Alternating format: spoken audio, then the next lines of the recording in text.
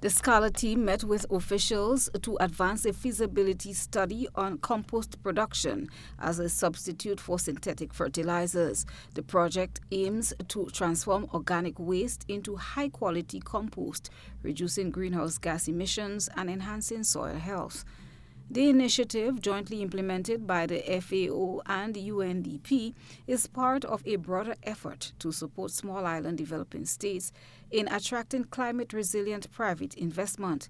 Lead Technical Officer Marco Colangilli explained that the mission focused on two main objectives. The first one is to understand the availability of agricultural residues and the use of agricultural residues and organic waste in general. So we are here today at the abattoir to understand what is the volume of livestock that is being butchered and treated, and what is the fate of the waste that is generated.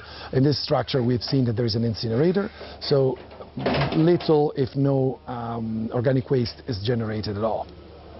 But there are other dimensions and there are other value chains in the country that do generate extensive amounts of organic waste. So the organic waste is available, and we know that it is also concentrated in specific areas. Then the second part of our job is to understand what is the technical and economic feasibility of producing compost and market it.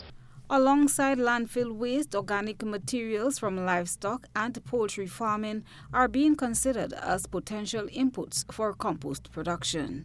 For what concerns poultry, for instance, the poultry sector does generate quite extensive amounts of waste that are currently disposed of, let's say, informally, not as formally and accurately as in the case of the abattoir here. So incineration is not common. There's one large farm in Grenada that we just visited that does have incineration, but most of the poultry farmers, for what concerns the manure, they're simply dumped in their fields, and again left rotting in open air, so emitting methane. And the same goes with their own waste. When they do slaughter the animals and butcher their animals on farm, the waste is simply buried or dumped in their fields.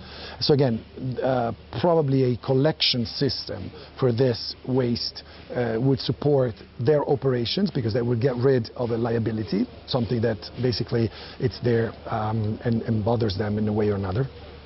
But then we'll also be able to let's say self-sustain the system if the product that we come up with can be marketed.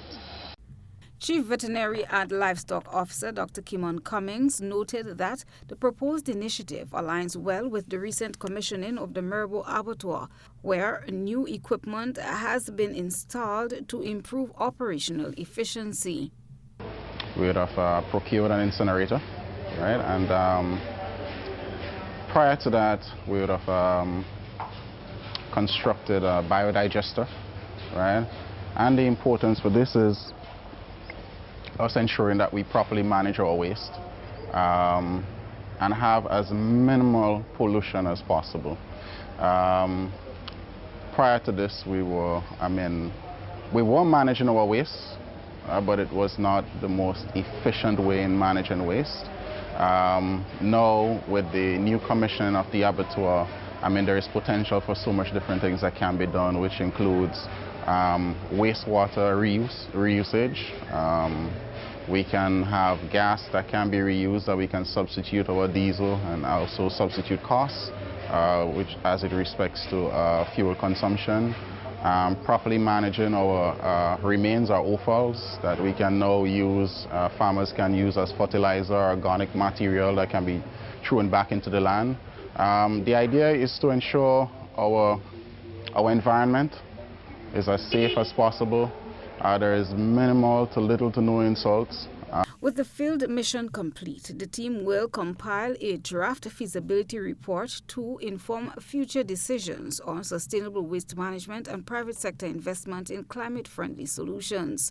Grenada's participation in the Scala initiative reinforces its commitment to climate mitigation and sustainable development, helping the island meet its climate goals under the Paris Agreement.